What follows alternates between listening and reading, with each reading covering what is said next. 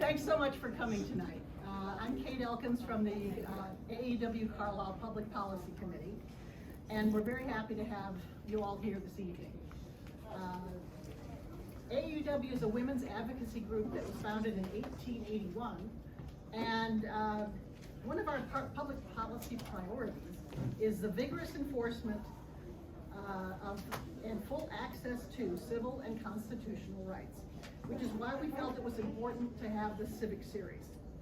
Many of you were here for part one last week, and we explored the constitutional foundations and long-held democratic norms. A lack of understanding and respect for these foundations and norms, along with the magnification of disinformation on social media, has led to the deterioration of civil discourse. In order to find common ground and learn to have constructive discussions, we must first agree on the basic foundations of our democracy, which we learned in part one.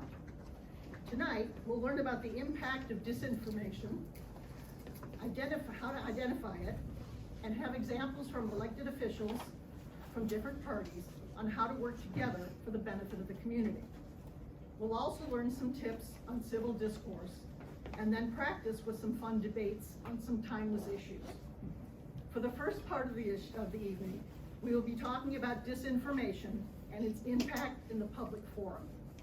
And that's why we're very pleased to have Chris Baxter, founder and executive director of Spotlight PA, here tonight. Spotlight PA is an independent, nonpartisan newsroom dedicated to high-quality investigative and public service journalism.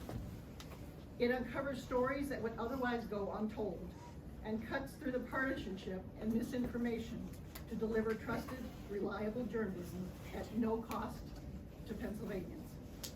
Since its inception in 2019, Spotlight PA has become a leading national model for independent, collaborative journalism that empowers residents and gets results.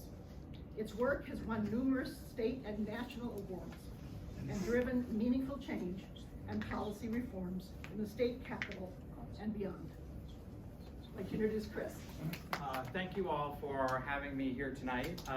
It's really great to be here with you, and we've been doing more and more of these and getting out and talking about not just what Spotlight PA is doing and what we're all about, but why it's so important to our democracy, but particularly to Pennsylvania and all of us. So just to give you kind of an overview real quick, I'm going to kind of set the stage for what has happened that created the need for something like Spotlight PA here in Pennsylvania. Then I'm going to tell you just a little bit more about Spotlight PA and what we're doing. And then I'm going to talk a bit about mis and disinformation, what it is, how to spot it, and go from there. And then I think we're going to go to the next speakers, and then at the conclusion we'll do Q&A, which is always personally my favorite part. So we'll make sure there's time for that. So to start, let's set the stage with something that you all probably know pretty well. Whatever your news outlet of choice is, you've probably noticed, right, over the past 10, 15, 20 years that it's not the same. You don't get the same depth of news, you don't get the same quality of news, and there's a reason for that. And the reason for that is that the old corporate model, particularly for newspapers, is broken. And that has led to an accelerating loss of news outlets in their entirety, reporters at news outlets, and the overall news report has shrunk. Why is that? Well, it's because with the onset of the internet and the digital age, a lot of the advertising that used to support traditional legacy newspapers went to the internet. Pretty much every single classified ad went to the internet with the onset of free services like Craigslist. And news organizations were incredibly slow to respond. And so print revenue has continued to decline over the past 10, 15, 20 years. And that has forced news organizations to, again, reduce staff, reduce their footprint, reduce costs, which in turn has reduced the quality of the product and the news. And you can see how this sort of becomes a vicious cycle. as the quality declines, in concert with the advertising revenue, subscriptions decline because fewer people are seeing value in the product. And while many are making great efforts to grow their digital ad revenue, the reality is that even the ones doing it the best, it's still not offsetting the print revenue because that was such a substantial amount of money. So those digital, the digital headway is not enough. And so where that brings us is the local news infrastructure here in Pennsylvania. It's not just, I mean, saying it's at serious risk, frankly, is a misstatement. The damage has been done and continues to be done. The erosion of local news here in Pennsylvania continues at quite a rapid pace. And a number of our mainstay outlets, for example, the Allentown Morning Call, the Reading Eagle, are now owned by hedge funds that have scooped up properties nationwide. And this sounds perhaps overly harsh or drastic, but it's completely fact. They are stripping them for parts until there is nothing left. Because if you strip them down over time, you actually can suck out a pretty good profit until the thing is essentially dead. And that's what's happening here and across the country. So what's the negative result of that? Well, we have fewer reporters on the ground, right? Where we're focused, where our focus started, right? The state capitol has been decimated over the past 10 years. When we started Spotlight PA, there were about 9 full-time reporters left in Harrisburg covering the entire state government and the billions of dollars that flow through it. To give you an idea of just how bad that was, prior to coming here, I've lived in Pennsylvania now for 14 years, but for some of that time I was working in New Jersey for the Star-Ledger, and I was in their State House bureau there. And in March 2019, when I took the job with Spotlight PA and left the Star-Ledger, which had gone through many cuts and losses of its own, there was still 2 editors and 5 reporters for the Star-Ledger in Trenton. So when I came over here and I saw that there were 9 total, that was shocking. And that's not just about the governor and the legislature, right? That's about the wider state government apparatus. No full-time reporters paying attention to the state police, no full-time reporters paying attention to the Department of Health or Human Services. These are huge areas with massive programs that we all pay for, right? And that affect lots of people with very little outside scrutiny. Vital decisions were being made, right, with a lot of lack of awareness of even what was happening, because so many fewer people were getting news from Harrisburg, because only a few outlets still had reporters there, and the Associated Press, which used to be thought of as sort of that connector, right, only has 2 reporters based here, and they're not just doing capital coverage, they're covering in a massive state. So there's an increasing disconnect between communities and what's happening in Harrisburg, and also with that, this rise in partisanship, the rise of sort of social media, and the rise of misinformation and disinformation and dark money. Because what happens is the power to inform the public, and if you take that one step further, the power to persuade the public, if that's your goal, is an enormous power to have. And so when the news infrastructure has declined and degraded, it has left this space where there's less factual information available. There's less of a foundation of information available and readily apparent to people. And that creates the space for mis or disinformation and actors who may be pushing that from one party or the other, because it is on both sides, to move in and take advantage of that situation. And so we have seen the rise of things that look and feel a lot like local news here in Pennsylvania, including, this is the top of 3 websites here in Pennsylvania. That looks a lot like a news website, right? Mm-hmm. It's not. It's a complete partisan operation. This one happens to be run on the right. It's a national operation to disseminate information particular to the viewpoint of, in this case, the one billionaire behind it, which happens to be a hotel magnate. So it's not just about politics, but it's about his interests, right, nationally and in Washington. Develop this network makes it look a lot like news, but really it's not. And towards the end here, I'll give you another kind of deeper example of this. So, looking at where Pennsylvania was, there was a recognition that we needed to do something here, starting with the capital coverage, but really there was a wider problem, and we really needed a kind of a bold answer.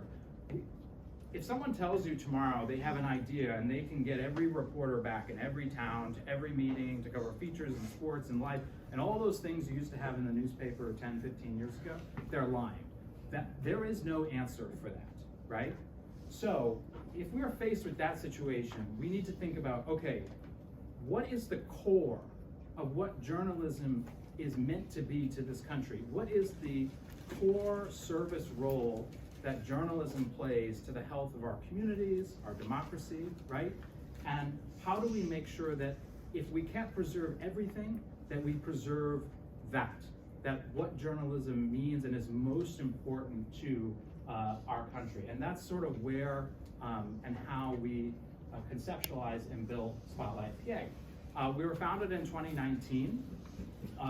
When I came on board, it was an idea on a couple pieces of paper and some initial funding led by the Lenfest Institute for Journalism, which is a nonprofit journalism organization in Philadelphia. And they basically handed to me and said, here you go. And so obviously for me, the idea of and the opportunity to build something from scratch that was actually a new path forward for news, what it could be, what it needs to be, was an opportunity that I really just couldn't turn down. And so that's what we looked at. What is that new path forward? We kind of made a bet at the beginning, and that bet was people aren't stupid. They know what they used to get, and they know what they get today. So if we actually don't just talk the talk, but we actually produce that level of high quality, investigative, accountability, and public service journalism, that's truly nonpartisan, that moves the needle, that goes deeper, that gives you a better understanding, that people will step forward, recognize that, and want to support it. And of course, we know that it's this kind of journalism, right? Bringing journalism back to the core of what it needs to be for us, that is so vital to the fight for truth and everything else going on in our politics today. So the mission of Spotlight PA, as mentioned at the top, to hold powerful private and public forces in Pennsylvania to account through urgent and compelling investigative and public service journalism. We don't care what party they're from, we don't care what the policy is, we will go anywhere. And so where are we today? Well, 3 short years. We are the largest statewide newsroom in Pennsylvania. We have a team of 12 reporters. We are 21 as a staff overall and growing. We are the largest collaborative news organization of its kind in the country. What does that mean? We share all of our journalism at no cost with any other news outlet that wants access to it. We very much believe that your ability to access vital information, again, we're not talking about the whole realm of journalism, sports, life, features. We're talking about this core of what journalism needs to be, right? That your access to that should not depend on whether or not you can afford it. That can't be the foundation of our society and our democracy. And so we built Spotlight PA to be a centralized and efficient team that would share that work out, now with 95 newsroom partners all across the state. Every major newspaper, every public radio station, digital outlets, community blogs, you name it, have access and are regularly republishing our work. So we are able to reach all parts of the state. Trusted and respected as nonpartisan. I know we have some readers and supporters here today, and I think if you pay attention to the work, that you'll generally agree that we're willing to kind of go wherever the story takes us. We've knocked pretty much everyone at this point, so we're an equal opportunity investigator. This is just a sort of a picture, just to put it as a visual of where we distribute our work and the partnerships that we have. What makes us unique? Well, a lot of things I've talked about, but I do want to mention no opinion content whatsoever. No editorials, no letters to the editor, no columns, no political advertising, nothing. We believe that the model, the old model of putting opinion next to news, no matter how much you try to say, no, that's not the newsroom, that's the editorial board, that's a failed experiment. People do not distinguish, and it colors the journalism. It colors the perception of the journalism, even if there truly is a wall. So we don't want anything to do with the opinion and some of these other things I've already mentioned here. And what else makes us unique? We're member supported, right? So this public service model and that bet I mentioned at the beginning, that's how we are building this operation and sustaining. So it has to be a sort of wide grassroots support for Spotlight PA, in addition to, I think we have now 19 institutional and foundation funders, 14 of those in Pennsylvania and 5 nationally. So we have a very broad base of support. But the long-term prospects for Spotlight PA depend on local support here in Pennsylvania. More people recognizing, hey, this is really important to our state, to my life, to the decisions I need to make, I need to support it. And that is the basis for how Spotlight PA will be here for a long time. One thing I wanted to mention that we're in the middle of, we launched last year and we're continuing as something we're called our democracy initiative. We've been talking a lot about how we are taking a new approach to political reporting that really de-emphasizes candidate messaging and the horse race and that kind of typical, almost like it's like a sporting event, right? That coverage. First of all, other people are still doing it. We don't need to duplicate it. It's out there, you can get it. We'll help you get it if you want it. But instead, we're taking a voter-centric approach to our coverage. And that means that every story we write when it comes to elections, voting, candidates, we ask one question at the beginning: how does this help a voter make an informed choice? And if the answer is it doesn't or it's not clear, we don't do it. Because we only have so many resources, we don't want to duplicate what else is out there. And so this really kind of changes the perspective of what we're producing. It's not necessarily about the drama of, you know, which campaign manager spit on which other campaign manager that day, right? It's about voter guides, deep explainers of how processes work, how candidates have voted, what they've said about certain positions. It comes down to, it's not about the odds, right? It's not about the horse race. It's about the stakes. It's about what's this person actually gonna do if they have power and they sit in that seat on the first day? And are they gonna do things that are in your interest as you view them or not? And we wanna make sure people have a very clear understanding of where candidates stand and what those stakes are should they get elected. Again, we don't care what party you vote for or what candidate you vote for. We just wanna make sure that your understanding for your vote is based in a foundation of fact. So that brings me to this portion on myths and disinformation. First, I like to start by just defining the two because they do get interchanged a little bit. Misinformation is the spread of inaccurate or false information. That's the easiest way to describe it. Disinformation is the purposeful spread of false or misleading information, usually to obtain some kind of objective. And the spread of myths and disinformation often first stems from a state of confusion. So if you look in recent years, political actors or folks who have tried to spread disinformation, the first thing that those groups usually do is they try to create a state of confusion. They make a lot of noise, they make a lot of claims, they throw a lot of smoke, and people get confused. And when people are confused, they start to look around for, hey, what's the truth here? Where's my answer, right? And because there's less and less of a news infrastructure, an ethical journalism infrastructure, we're losing reporters, we're losing news organizations. That's what I mean by that foundation has eroded. And so when people are in this state of confusion and they start to look for this information, there's a higher and higher chance that they'll land on something that maybe is less than trustworthy, or maybe has an origins in politics or a sort of dark donor that you don't even know about, right? That's not even not well disclosed. And this is even harder with the onset of social media, because if you go to some of those fake websites that I showed at the beginning, you might pretty quickly look at them and say, these don't look quite right? They don't really have much original content. They're all press release. They look weird. They look weird. And people say, these are so strange, who would believe this? And I said, well, it's not about the website. It's about the social post that they draw from the website. Because on social, like on Facebook, you're just sitting on your phone scrolling like this. And if you see one story with the, oh, it's the, the Keystone, it looks like a news story. You don't have the context of the website and these other things, you're just scrolling by.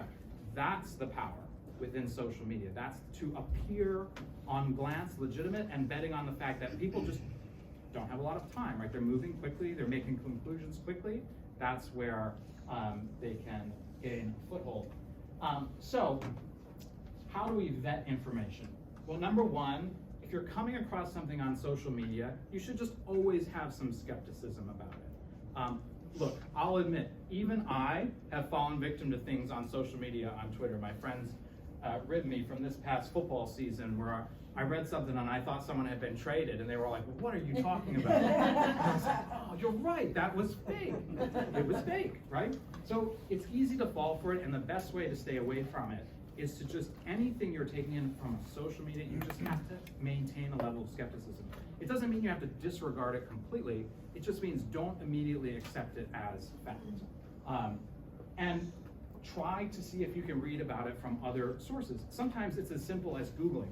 If I had just Googled that trade, I would have quickly seen that it was not real. But we don't always take that step. So sometimes it's as easy as that. If you do get on a website, we start to say, okay, how do I know this is a trusted source? There's a few things you can do. One, you can look to see, is there a staff page? Does this place tell me who works here? Are there emails for them? Can I Google them? And yeah, Chris Baxter has a LinkedIn and he sort of checks out. Can you determine who the owner is on the site or who finances it? Do they have discuss where they get their money, any statements of ethics, any kind of that information? As I mentioned, does the site just appear to have news articles like as you'd expect? Or does it have a lot of weird headlines that don't make sense, or press releases, or because these more political operative sites in the downtimes when they're not activating the network, it's just kind of gobbledygook because they don't really care what it is. So you can tell that. Does it appear to have a dominant political viewpoint? Like, are you going down a page and you can't find a single positive story about a Republican? That might be, like, over time in a long list of things, that might be questionable. Can you not find a single positive or just a story about a perspective or candidate on the left? That might be a sign that maybe this isn't balanced. Not to say you can look at any news site on any given day and say, okay, it's got to be 50-50. No, of course, that's not how it works. But if you look through and spend some time with it, how does it look? And also the headlines. Are they misleading? Are they very emotionally charged? Do they have extensive typos or bad grammar in stories? Unfortunately, we see this in legitimate news outlets more today, but a lot of times these kind of fake sites, fake news sites will have more of that kind of stuff. A report that was done 2 years ago now, independent analysis by this group that does this all over the country that rates the credibility of news outlets, found that 70% of Pennsylvania-based outlets were highly credible. That's a pretty good number, actually. And they judged this by 9 pretty standard but thorough criteria. But the question is, okay, well, what about the other 30? And so I want to give you this example of a place called the Keystone Newsroom, which is an active newsroom here in Pennsylvania.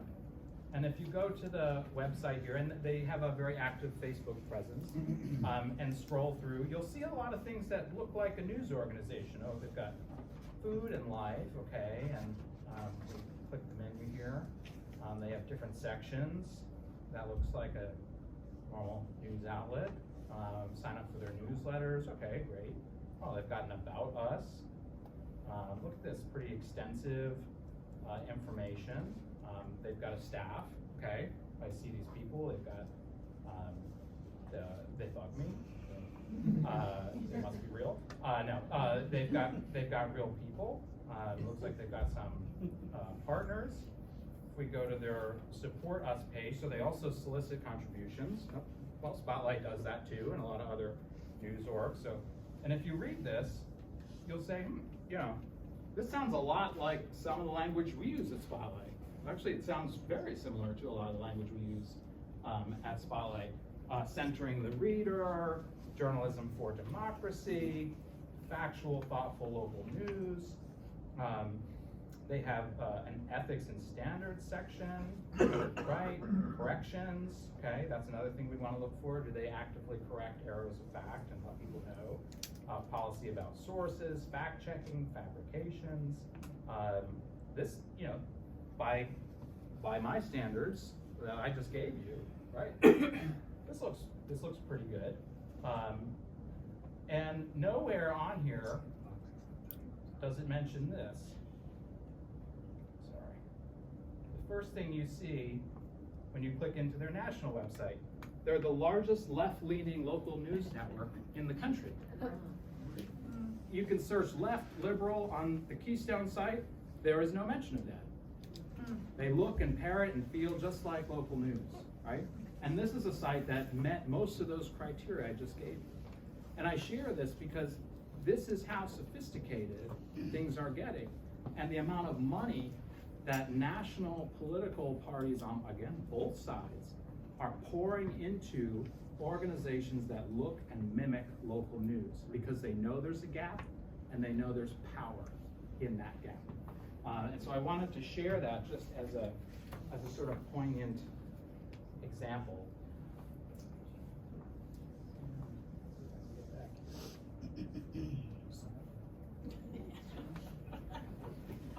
So what is the best path forward? Well, bias is a natural human tendency, right? We all have our biases. Even among those, you know, and those in journalism looking to avoid it, we still have bias. It can be overt, such as like, well, I prefer a party, so I'm going to write, you know, this way about the other party. Or it can be more subtle, such as you just fail to consider a perspective, or you fail to consider a certain group of people that might be affected by something. So what is our best way to try to get to as close to the truth as possible? Number one is try to read multiple credible outlets. I always tell people, hey, I want you to love Spotlight, I want you to read Spotlight every day, I want you to support Spotlight. I do not want Spotlight to be the only thing you read, because we don't have everything. And it's important to branch out. Now, the crisis that we talk about in local news makes this a lot harder. And again, it's not that everything's rosy. Things have degraded. Be aware of your own bias or political viewpoints. I will often, not often, but I will get emails, you know, from folks on both sides of the aisle.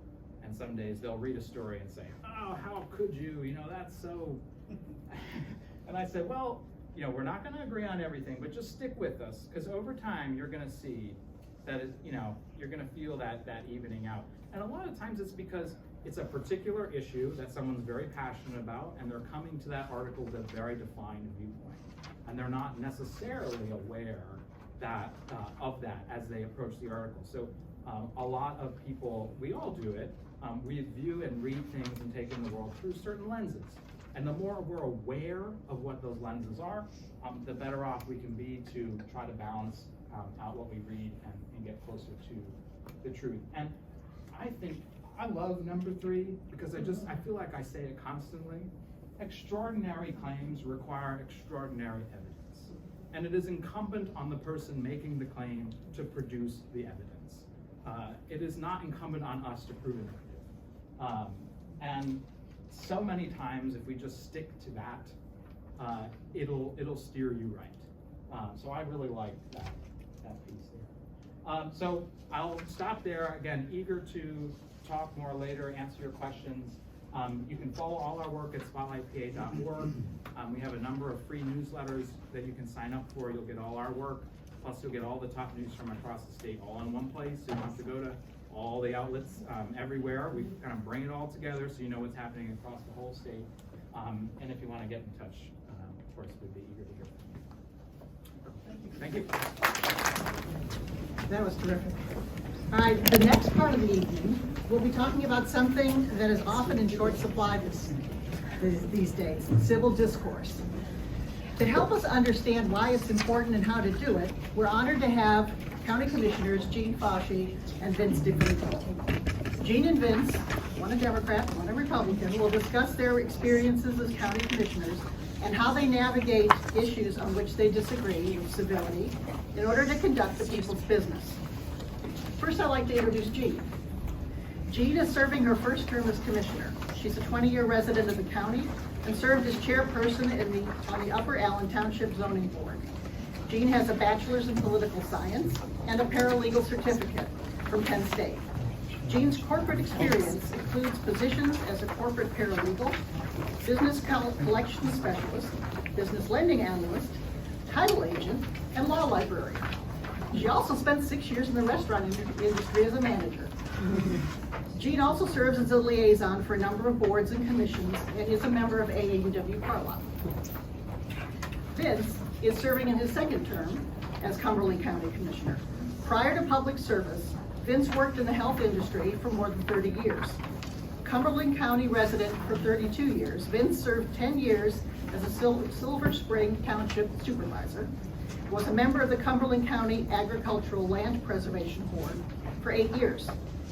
Vince is the son and grandson of farmers. At a young age, he learned the importance of farming and caring for this non-renewable natural resource. Vince has a bachelor's in business administration from Goldie Beacom College in Delaware. He also serves as the liaison for a number of boards and commissions. We'd like to ask them to come up to the front, please. So what would you like to tell us about being commissioners and how to navigate issues? And So this is my first term as county commissioner, and I arrived on January 6th of 2020, and 3 months later we had full-blown COVID. Okay, so that was already quite a stressor in many ways on the county, and a stressor in many ways on our employees and residents. That same year, we had an election.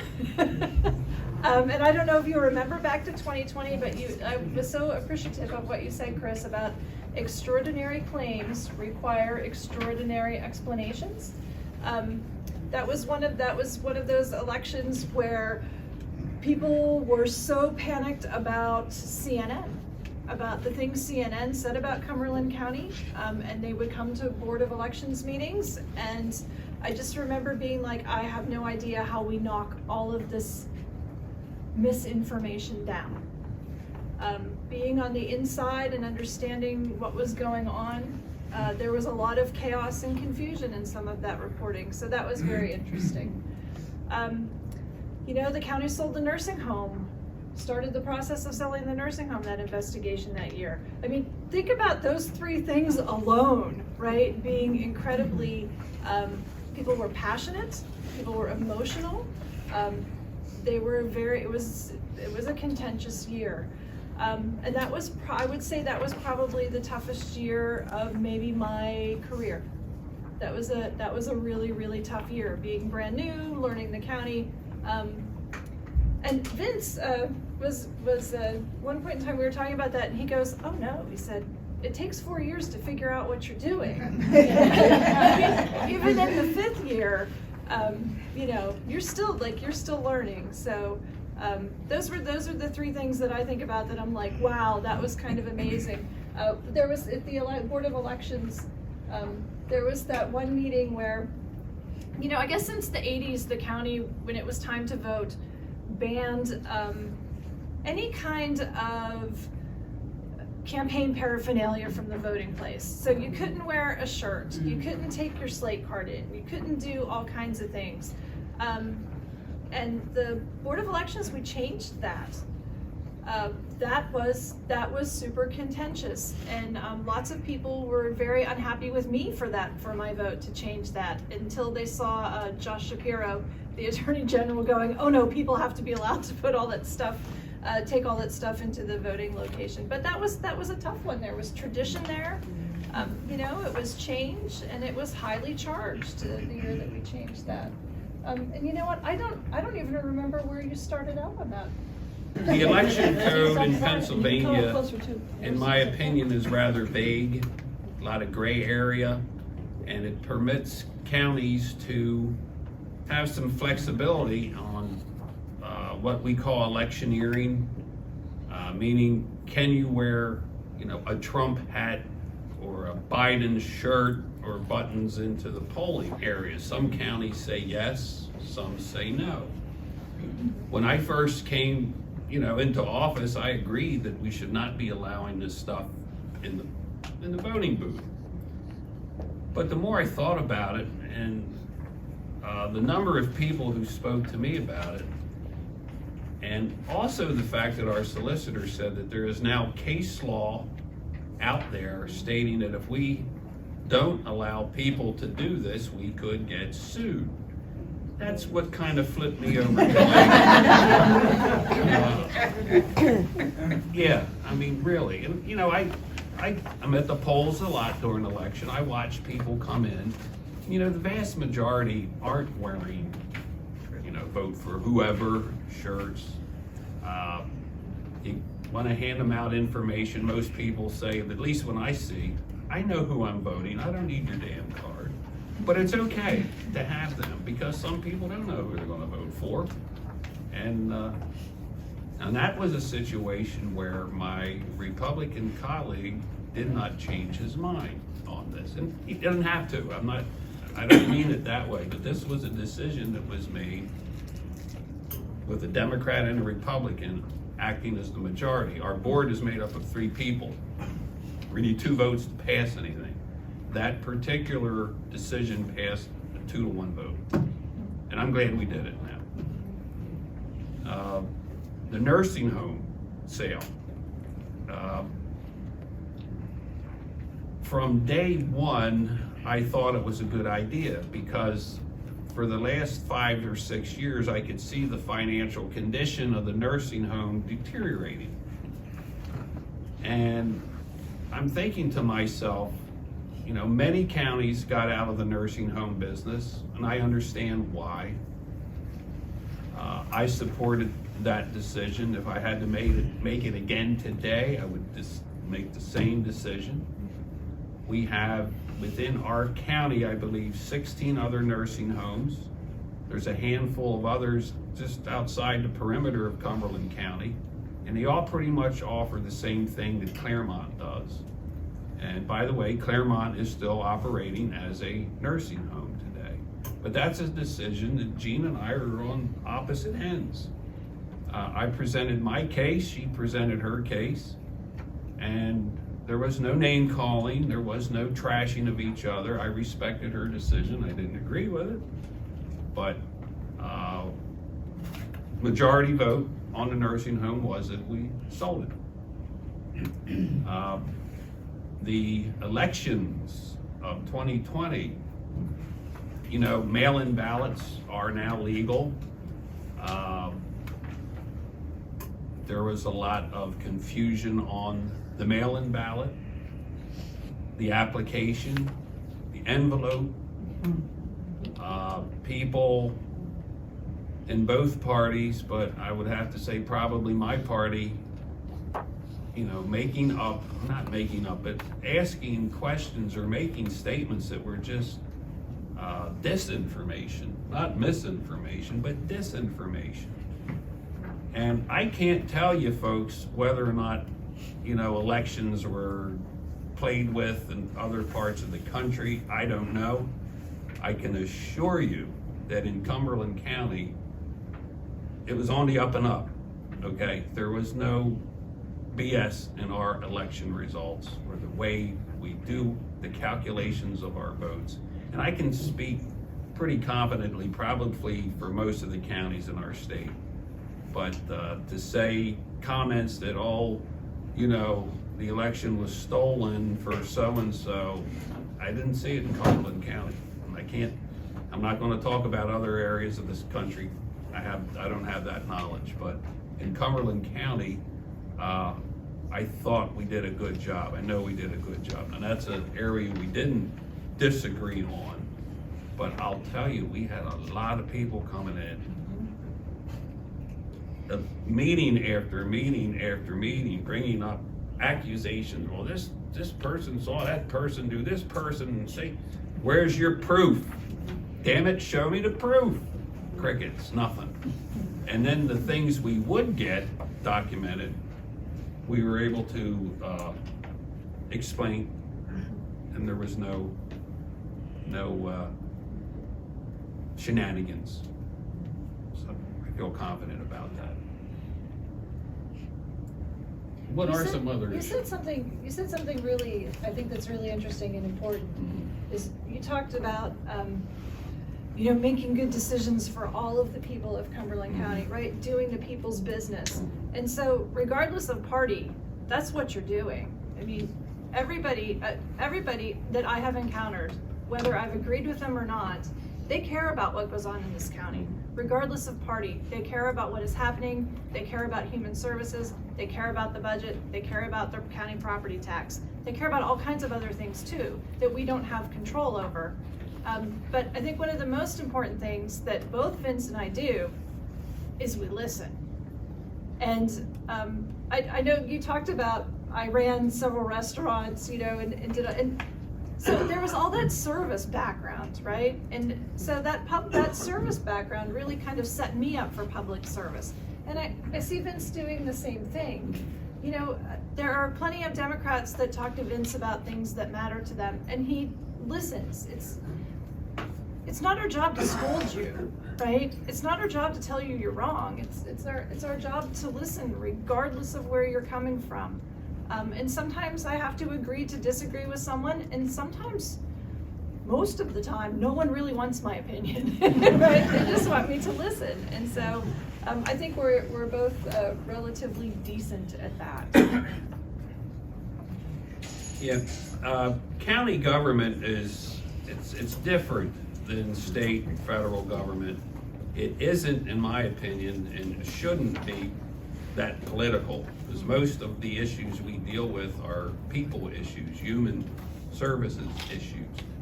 And whether you're Republican, Democrat, or whatever, we all need that assistance. Some try to make it political. There's really no reason to. We right now are experiencing, I think the whole country is, a very rapid increase in the need for mental health services. And I'm not here to point fingers, but county governments, we get most of our funding for this from state government. And that amount of money has been pretty much flatlined for the last 10, 12 years. And our costs continue to go up. We are the fastest growing county in the state, which in this particular situation doesn't help matters, but we're seeing the costs go up. Revenue remained flat. We right now are looking at, just in our mental health budget, a $2.5 million deficit. We met with some state legislatures last evening. I thought it was a pretty good meeting. Me too, I thought it was a really good meeting. I think they finally understood what we were saying. And if we cut these services, that is an option, some of these services. Some people are going to go without. Other option is another idea. Okay, how can we fund this shortfall? Can we take county funds to do that? That's an option. I'm not saying we're going to, but that's an option. We're looking at proceeds from the nursing home. We have a committee made of citizens, and also some of our department heads, some of our key department heads, to figure out what, if anything, should we do with the net proceeds of the nursing home. Those decisions have not been made yet, but they will be coming up probably in the next month or two. But we need to find a couple more examples, Gene, where you and I didn't agree. Here's one where we didn't agree. So we did not agree on the ARPA funding for the Central Pennsylvania Conservative. Right. Right? We did not agree on that. What was it? The American Rescue Plan Act The county received 75 million. No, 49. 49 million. See, I'm really hopeful about 75.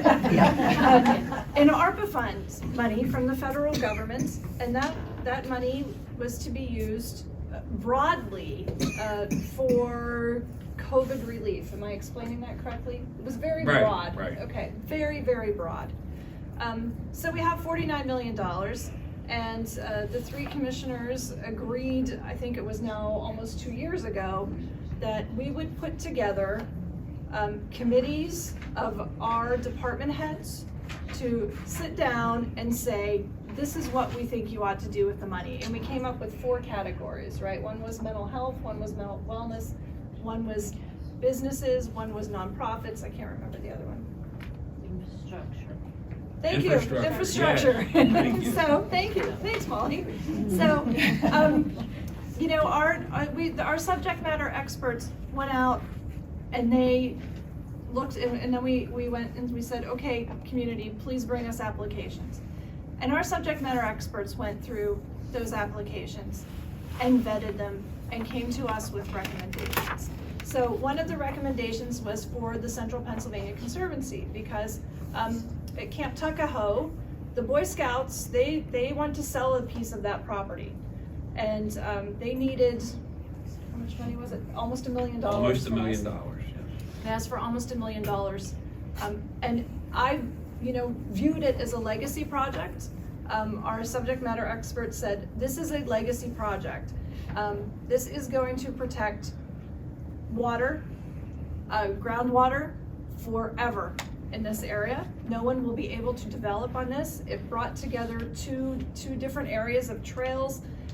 I thought it was very important, especially when I thought about COVID and how people needed to get outside, how people are so much better when they can go to these recreational areas. But that's a huge ask. I mean, almost $1 million is a huge ask of very limited funds. And so Vince and I, we did not agree the first couple of times on that. And you know, we went to many public meetings and just asked questions and worked that out. And so I was very glad Vince joined me in voting in favor of that, because that was another 2-to-1 vote.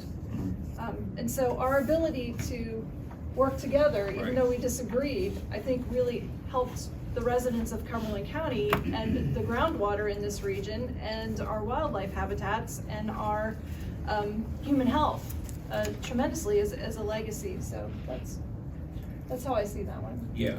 And the 49 million that our county was awarded, we decided as the county to keep half of that. Yes. Which we were permitted to do. In fact, many counties kept it all for themselves, and that's fine too.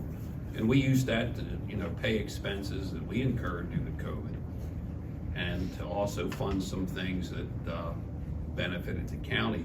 So we had about 25 million to grant out, and we received, I think it was 322 applications worth $175 million. That's where I got the 75 from. So we're sitting here, okay, we're asked to give out 175 million, we have 25 million to give out.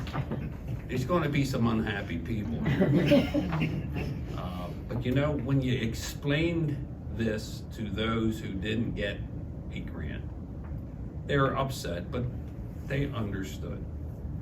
And we did give a lot of that 24 million to mental health services, infrastructure. Some of our townships got some excellent grants, and they were very appreciative. And you know, when I saw the Camp Tuckahoe there, I was like, whoa, that's a lot of money. And I was trying to come up with ways to lessen that and to get more people or more organizations involved into contributing to this cause. That was my holdup. I wasn't comfortable with it. But eventually we got more information. Also, the majority of this land does fall in Cumberland County. So I went along with it. But it took some convincing, but you know, there was no name calling or, you know, you're crazy or You need to watch some of our meetings, folks, on video. You'll see what I'm talking about, and I'm not going any further. But, yeah, that was a tough one. That was a tough one. That was a tough one. And so Vince would say, well, let's go see if York County can put more money in. Right. And let's go see if we can go somewhere else and get more money. And those are great ideas. And so how can you say no, Vince, we can't do that. We should just hand over this $900 million. And so that collaboration and that openness allows for those kinds of things to happen. That was one where we disagreed. Yeah, right. Chris, I'm wondering, as an investigative journalist, do you have a question for the two commissioners that you can think of? I guess I'm curious to know the effect that the political climate has on your desire to serve, and also we think about future public servants. Our work often focuses on those in power, right? And that often means elected officials. But it doesn't mean that every elected official is bad, and in fact, many are not, and many are trying very hard to do right. And I do think we have to be concerned about there being enough people across the political spectrum that want to do that work, because we do need people to do that work. So I'm wondering kind of, if you were talking to a middle school classroom or a high school classroom, and they say, why would I ever want to do that when you just get yelled at constantly? What do you say to them in this sort of hyper-partisan environment we're in? Yeah, boy, that's a good question. It is my job. All right, okay, Chris. Folks, to be an effective elected official, you have to have thick skin. If you don't, you're going to get chewed up, spit up. If a young person asks me, and I have people my age ask me, what the heck are you doing this again for? Because I do enjoy it. I do like it. When I first ran for commissioner in 2015, I had a nice job at Highmark Insurance, okay? And I was looking at things, I said, you know what? If I win, I can take early retirement, and financially, I'll be okay, all right? But I will tell you, I'm not making as much money as I was then as I am now, because I didn't do this for the money, trust me. I did it because I feel that I can make a difference. I think I did in my 10 years as Silver Spring Township, being the supervisor there. And I actually had people come to me asking me, would you please run for county commissioner? My first reaction was no. But, more people kept asking, and again, I got to thinking, I'm at the right time of my life. I've been with the same company for 30 years, and nothing against them, it was wonderful, but I was ready for a change, and I'm glad I did it. And we were at a event earlier this week, the Cumberland County chapter of the PA Farm Bureau, and they were asking us, just about all the county commissioner candidates were there, both parties. And during my 2-minute introduction and everything, I said, this is my passion. And I said, and I mean it, I am available 24/7. And for a young person wanting to know why we do this, this is what I would tell them. And I would also tell them, study your history, study your civics, which, seems to be missing a little bit in our education system right now. But if young people know why our country is here, how we got here, and to understand now why things are starting to get a little polarized, maybe a lot polarized, they might have that interest in saying, hey, I can make a difference. And I grew up, my father was very involved in the Republican Party, and I followed him everywhere, and he taught me, things about government, the Republican Party, the Democratic Party. Everybody loved him. And he was one of my, I would say, lights to getting me interested in what I'm doing. I guess the best I could answer that one. I think about a lot of things when you ask that question. And I think the first thing that I would say to someone who is interested, or maybe to encourage someone to be interested, is that it really is a job of service. So if you are interested in serving people, if you like that feeling of doing things that are good, it really is a great job. I love serving the people of Cumberland County. And no one gets to see publicly all of these tiny wins that happen almost on a daily basis. And so here's one example. A constituent called me and said, I have a family member in the Cumberland County prison. This is what is going on. I can't get anywhere with the courts. And I went, well, I don't know that I can fix this moment, but you gotta give me a little bit, let me go figure it out. And I found that all that had happened was there was an order to move this person to a facility that would help them. And no one realized that the order had been put in the system, right? So it's just getting up and walking to 3 different offices and going, oh, I see what happened, and I moved it over to the warden, and then that project moved. No one knows that kind of stuff happens, but that's the stuff that I think really matters to people. And then if you are a person who really wants to think about long-term planning, you are going to beat your head against the wall for a little bit, but it really matters. And I see the county really moving into some long-term planning and really thinking about what are we going to look like 10, 20, 30 years from now, and that's really important. So it's about setting up your life. Where do you want to live? What do you want in your community? What are the good things that you want? That's my Pollyanna. But every day there's a little win, so. Well, I think that's a You great want place to take the questions, we'll have them pass the cards. We're gonna go through this rather quickly because you all have a handout, I hope, Yes. that covers a lot of this. Because I'm sure people wanna save more time for questions at the end. So,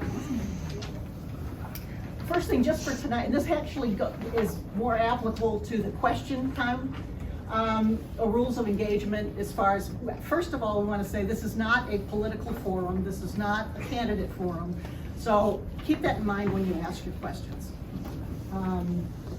Listen when somebody is speaking, skip through some of these. Keep your comments brief, don't make it personal, and don't get into side discussions for it. All right. What is civil discourse? It's engagement and conversation intended to enhance understanding. It's a function of free speech. It supports the societal good.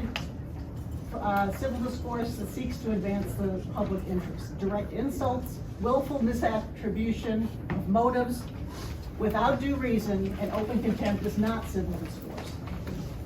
It's truthful, it's productive, it's about listening and talking, and each of us have a responsibility in the conversation. Uh-oh. Oh, there you go. It is not mere politeness. It's not an exercise in martyrdom. It's not about telling other people who they are, and it's not performative. We want to learn how to effectively exchange ideas with those who have opposing opinions and maybe different values. Assume positive intentions. Don't assume the worst just because you disagree. Most people are not bad. It makes it easier to hear what the other person has to say. You may not know a person's true intent or intent experiences. Pay attention to nonverbal cues. Do you feel like you're being understood, and are you understanding correctly? Remain calm. Anger gets in the way of thinking clearly. Calmness will better help you reach your goal. You pause periodically for self-reflection. You model the behavior for others, and you suggest alternatives when others engaged in biased or anger-based behaviors. Ask questions. If you don't understand, ask for clarifications. Questions can make the other person feel heard. Questions can increase your comprehension of the other person's perspective. Listen to understand. Don't just hear what somebody is saying, listen. Don't think about how you'll respond while the other person is still talking. Do give the person talking your full attention. Do think about the meaning behind the words you're hearing. Do seek understanding and do be respectful. Engage in dialogue, not debate. Dialogue is open-ended. Express your views and learn from someone else's. Be sure your point of view is solid and based in fact. Be open to being challenged or to accepting a different opinion. Shared learning is the goal, not winning an argument. Hard for some of us.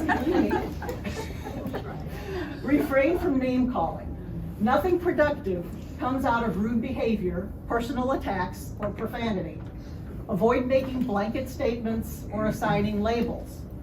Labels create a wall. A lack of labels creates a table over which you have the conversation. Treat the other person with respect. Show compassion and understanding. Let the other person know you hear them. Show compassion and kindness to find common ground.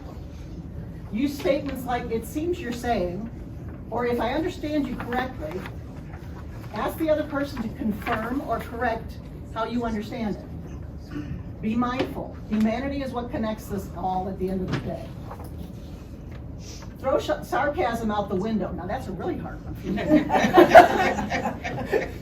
Sarcasm has a place on late night TV, but not in a conversation between two people who disagree. No need to be condescending. And then be teachable. The best teachers never stop learning. When trying to teach others what you think or know, be willing to learn something yourself. Okay, before I go to the next slide. All right, let's get to the questions. I'd say since we started with Chris tonight, let's go ahead with you. Okay. Oh, what? Who was that one for? One here, can you please tell us about disinformation that you have been concerned about? What groups backed this? I think when we think about mis and disinformation, we're often focused on the electoral process, the voting process, voting systems. And we've spent a lot of time dispelling a lot of myths, rumors, and false statements about mail-in voting. There's been a huge focus of ours there, and we continue to do that every election cycle, put out new and refreshed voter service guides about the ways to vote, what's true about them, what your rights are, what your rights aren't.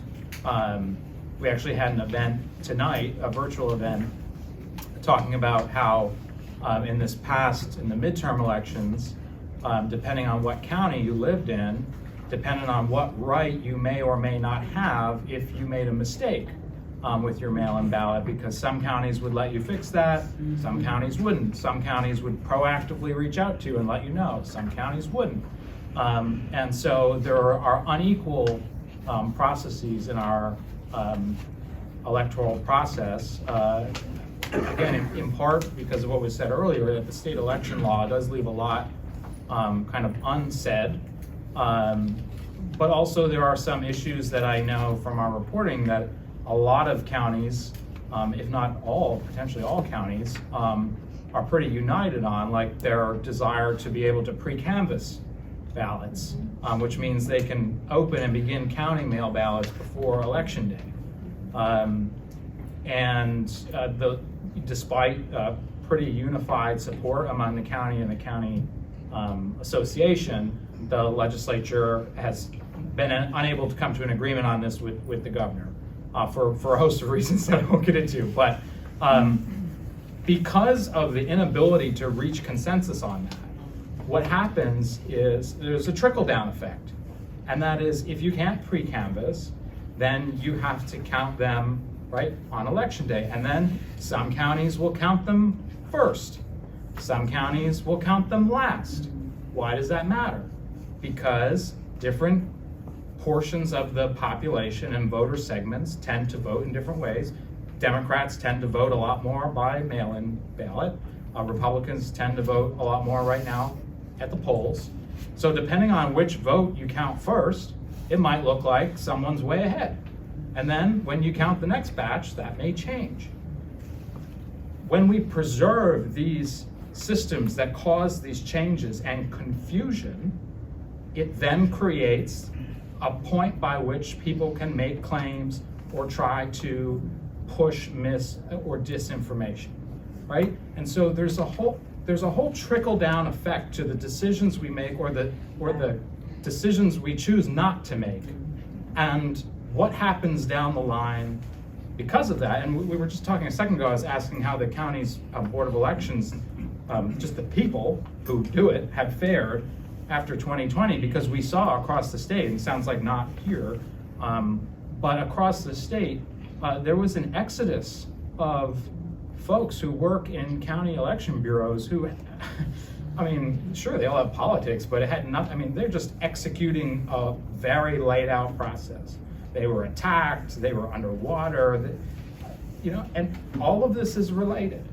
And that's, you know, just to finish, that's why we focus so much of our time on the state legislature, because so many of these things go back to the state legislature. The state legislature and the decisions it makes or does not make has far more of an effect on your day-to-day life than Washington does, trust me. And yet, when we talk about the media and trust in the media, and you get someone's sort of political reaction, they immediately default national, CNN, MSNBC, Fox News. And when that comes up in these forums, I ask, you know, how much time have you spent thinking about Fox News versus MSNBC? And how much time have you been thinking about what your state legislature is actually doing with your billions of dollars in tax dollars, and whether that's actually making your life better or not? And 10 out of 10, they're like, well, I haven't really thought about that, right? There's so much distraction. And it gets back to that voter-centric model, right? What actually matters, like when this person sits down in that chair, are they gonna make decisions on policies that help my life or don't help my life? Again, it doesn't matter what party you're with, where you stand on policy, but people get so caught up in the partisanship and the noise, they actually lose perspective about what's actually good for them, wherever they are on that spectrum. And the misinformation and these processes and these decisions they're all interrelated. That was a good answer. That was really great. So we have a series of questions here. Well, You do take your one. pick. Okay, We'll do them all. we can do them all. Okay. We can be fast. Yeah. Okay, so let's start with this one. This one asks two questions. What is the role of a county commissioner? And then what education or background is needed to be effective? So I'm gonna give you my canned answer on what I believe the role of a county commissioner is, and then Vince will add right to it. So your county commissioner oversees the budget of the county and makes sure that the mandated public services are delivered. That's it. So the mandated public services, public safety, children and youth, Office of Aging, the court system. The court system takes up a huge group of those public services, and no one thinks about them as being public services. There are MHIDD services that Cumberland County delivers, but not all of them are mandated. We're just really great and deliver extra services that are very helpful, very beneficial. Juvenile probation, adult probation. We have the prothonotary. We have a prothonotary, a recorder of deeds, a clerk of courts. Those are all court-related issues. And then, of course, we have our judges. What did I forget? I would say the big one would be, we are responsible for ensuring that your vote is done properly. Yes. We are responsible for the Bureau of Elections. That's the county responsibility, but you hit pretty much. No, that was a really big one. The other ones I are big. forgot that one. The other ones are big too. So, I mean, that's what I think when I think about the job. Yeah, controlling the budget, controlling policy, and the policy, as you mentioned, the different departments that we have influence on. Yeah. Yeah, and education or background. So I think you need the ability to deal with people. You better understand some things about finance and budgets. And you know, yesterday when we met with the delegation and they started talking about, well, in your mental health budget, what's the line item? They think about budgets differently than we do at the county level. Oh, yeah. Yeah, I mean, they're different animals. Understanding some things about contracts, some legal things. It's kind of a hodgepodge. Insurance, right? Health Yeah. insurance, your background in health insurance It has been helps. tremendously helpful because the county provides health insurance to employees. So just to read the question is what education or background is needed to be effective? I agree with everything Jean said. I think though a degree in common sense will go a long way. And yeah, you need, to me, the background, you have to have a background where you've made decisions. You have to have a background, yes, you have to have some financial knowledge. You have to also be, I think, have some experience in working with teams, because teamwork is critical, really, so. So this next one says, you're gonna love this one. Wait, because I know we just got a constituent question about this. What are your opinions about light pollution? And what would your constituents need to do to get to be able to act on remediation? Can you act on it on the countywide level? Can we act on it on a countywide level? I don't know for sure, folks, but I think the answer is no. When I was a township supervisor, I know we would have complaints about that, and we would try to put together ordinances at the township level, and some of them stuck, some of them were challenged and didn't stick. So I would recommend you would start at the township, borough level of government and see how they could address that. But light pollution, I guess you could generally say, occurs from development. And it's a good question. I don't know specifically how to answer it. Yeah, I don't know exactly how to answer it either, but I don't like it, and I think that there are some issues in the county where within certain municipalities, there have been some things that have happened that have really, in terms of evening light, overnight light, have caused tremendous problems. And I'm thinking about a particular borough where they replaced all of the street lights and now they just shine in everyone's bedroom windows. Like that's not okay, right? That's not an okay thing. And I know I've read that light pollution creates all kinds of problems, not only for animals, but it creates them for humans too, health problems. So I would suggest, it's like Vince said, going to your municipality and probably really to the people that do zoning and the people that do planning. And I know our conservation district is looking at this particular issue to see if there is something that can be done on the county level, but I'm certain the gut question is no. So I mean, we cannot tell a municipality what to do. It's really kind of amazing. The municipal system in Pennsylvania, right? Everyone has their little fiefdom and everyone wants to do their own thing, and often it's not consistent.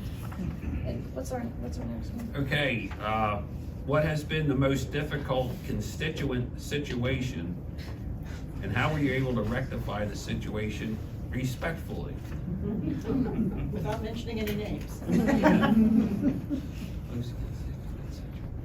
I would say during the time period where we were considering selling the nursing home, I mean, our emails and phones just would not stop from people asking why.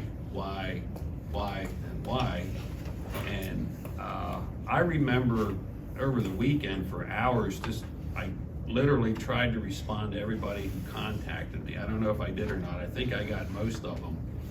But what I did was to explain to them why I felt the sale was necessary.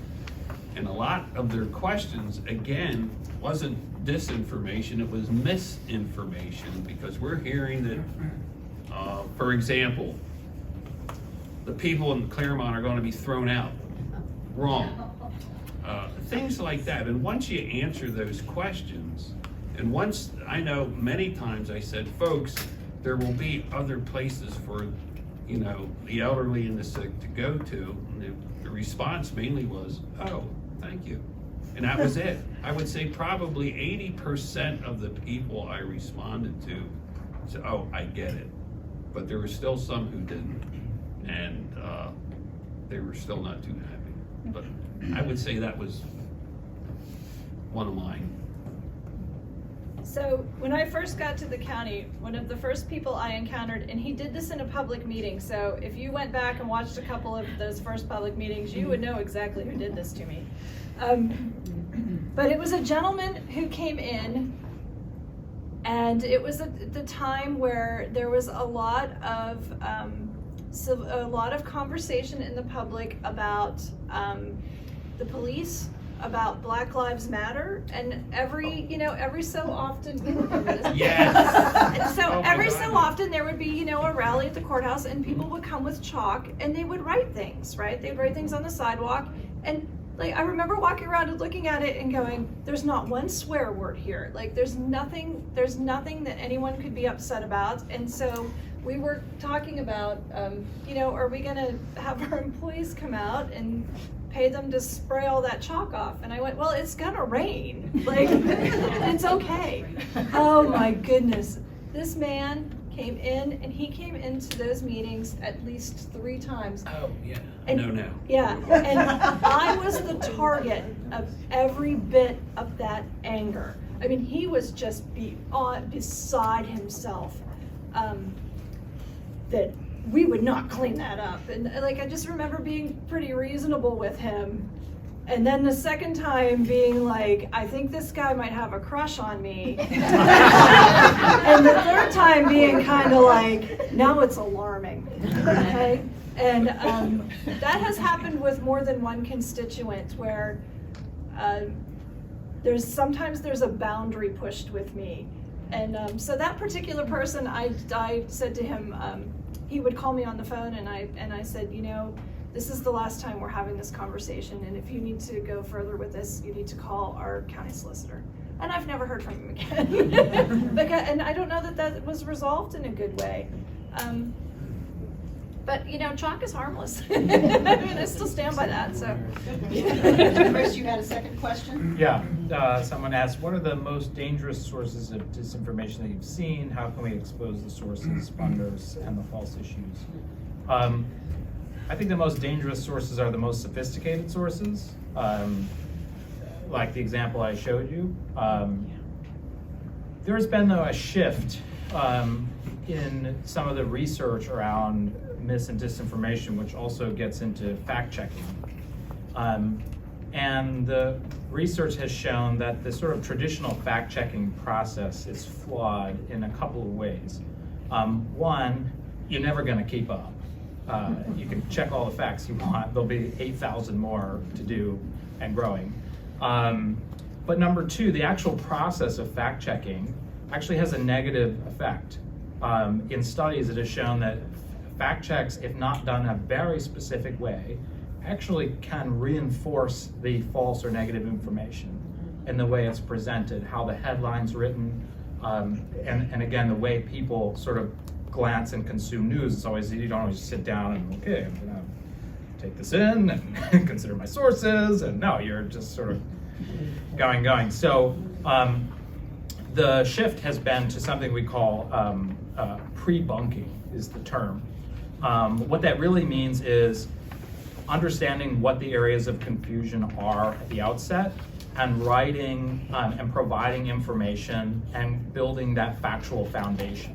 So there's a place to turn when someone sees something and they're like, oh, is that true or not? Right, that point of confusion, they start to search for something. We're trying to provide those kind of rungs on the rocks, right, to grab onto that will kind of keep that level. And the more we do that, it is seen as a better approach because it's sort of about we can either spend all our resources chasing every false fact and never keep up, or we can actually provide a foundation, but also educate. Civic information, civic education, like we're doing tonight. How to understand what it is, how to spot it, how to think about it, right? This is an issue that is much larger than news and journalists. This is a societal issue.